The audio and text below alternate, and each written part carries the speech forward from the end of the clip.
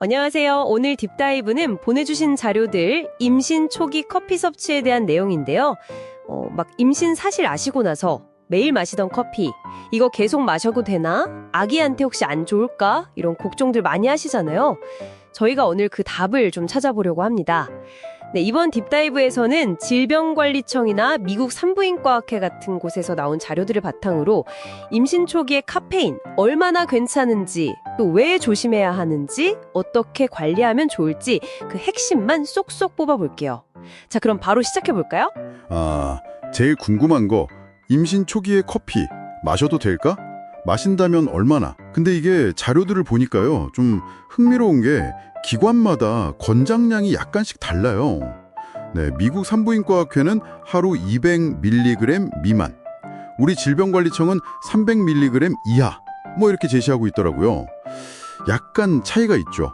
여기서 밀리그램, mg라고 하는 게 사실 되게 작은 단위 같지만 몸에는 또 영향을 줄 수 있잖아요. 이게 어느 정도냐면 보통 우리가 마시는 아메리카노 한 잔 있잖아요. 한 200ml 정도? 거기에 카페인이 적게는 뭐 100mg, 많으면 160mg 넘게도 들어있다고 하니까 그럼 하루에 아주 연하게 한 잔 정도는 기준 안에 들어올 수도 있겠네요. 네, 근데 중요한 건 이게 최대 허용량이라는 점 꼭 기억해야 해요. 네, 맞아요. 이 수치가 왜 중요하냐면요, 자료들이 다 공통적으로 이야기하는 게 있어요. 엄마가 섭취한 카페인이 있잖아요. 이게 태반을 통해서 아기한테 그대로 전달된다는 거예요. 근데 아기는 아직 성장 중이라서 카페인을 분해하는 능력이 거의 없어요. 엄마 몸에서는 뭐 몇 시간이면 분해가 되는데 아기 몸속에서는 훨씬 더 오랫동안 카페인이 머무르게 되는 거죠. 그래서 이제 태아한테 어떤 영향이 있을지 좀 고려를 해야 하는 건데요.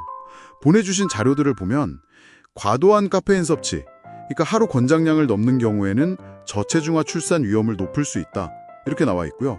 아주 드물지만 조산이나 유산 위험 증가와 관련될 수도 있다는 경고도 있어요. 특히 임신 초기에는 더 조심해야 한다고 강조하고 있죠. 모든 기관들이 형성되는 시기니까요. 그렇군요. 아기뿐만 아니라 엄마한테 미치는 영향도 있었어요. 자료에 보니까. 그 카페인이 철분이나 칼슘 흡수를 방해해서 빈혈 위험 높일 수 있고, 또 이뇨작용 때문에 탈수 증상 같은 거 나타날 수도 있다고요. 밤에 잠 안 오고 가슴 두근거리는 건 뭐 흔한 거고요. 임신 중에는 몸이 더 예민해지니까 이런 게 더 크게 느껴질 수 있겠어요. 네, 맞아요. 그래서 커피를 원래 즐겨 드셨던 분이라면 갑자기 딱 끊는 것보다는요, 자료에서도 제안하듯이 점진적으로 줄여보는 게 어떨까 싶어요. 예를 들면 뭐 평소 마시던 양의 반만 마신다거나 아니면 디카페인 커피로 바꿔보는 거죠. 이런 작은 변화가 꾸준히 이어지기는 더 쉬울 수 있거든요. 디카페인 얘기 나와서 말인데요.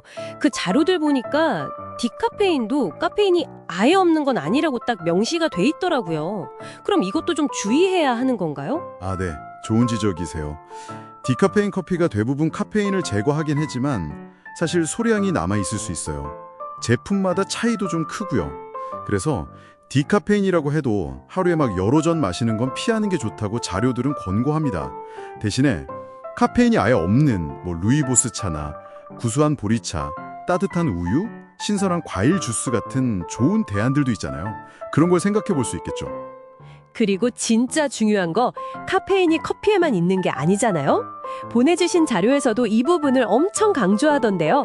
초콜릿, 녹차, 홍차, 콜라, 심지어 어떤 감기약에도 들어있으니까 뭘 드시거나 마실 때 성분표 확인하는 습관, 이거 필요할 것 같아요. 특히 에너지 드링크는 이건 고카페인이라 임신 중에는 절대 피해야 한다고 아주 명확하게 선을 긋고 있고요. 네, 맞습니다.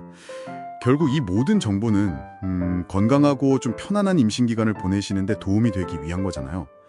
자료들이 다 같이 강조하는 것처럼 카페인 섭취 조절은 그냥 그거 하나만 딱 하는 게 아니라 균형 잡힌 식단, 충분한 휴식, 또 적절한 운동 같은 전반적인 건강 관리의 일부로 접근하는 게 중요해요. 생활 습관 전체를 돌보는 거죠. 그리고 꼭 기억하셔야 할 게 이 가이드라인들은 일반적인 권고사항이라는 점이에요. 사람마다 카페인에 얼마나 민감한지, 또 건강 상태가 다 다르잖아요. 임신 과정도 다 개인차가 크고요. 그러니까 가장 정확하고 안전한 조언은 현재 상태를 가장 잘 아는 담당 의사 선생님하고 직접 상담하시는 겁니다. 꼭 상의해 보시길 바라요. 네, 오늘 딥다이브 내용 한번 정리해 볼게요. 보내주신 자료들을 종합해보면 임신 초기 커피는 하루 200에서 300mg라는 상한선을 좀 염두에 두고 신중하게 접근해야 한다. 그리고 태아와 엄마에게 미칠 수 있는 영향을 잘 알고 있는 게 중요하고요. 필요하다면 루이보스차나 디카페인 같은 대안을 활용하고 무엇보다 엄마와 아기 건강을 최우선으로 생각하면서 몸의 소리에 귀 기울이고 전문가와 꼭 상담하는 것, 이게 핵심이겠네요. 네, 마지막으로 뭐랄까 이런 질문을 한번 던져보고 싶어요. 단순히 커피 한 잔 줄이는 걸 넘어서서요. 이 작은 습관의 변화가 임신이라는 이 특별한 여정 동안에 다른 생활 습관들을 한번 돌아보고 또 건강 전반에 대해서 더 깊이 생각해보는 그런 의미 있는 시작점이 될 수는 없을까요?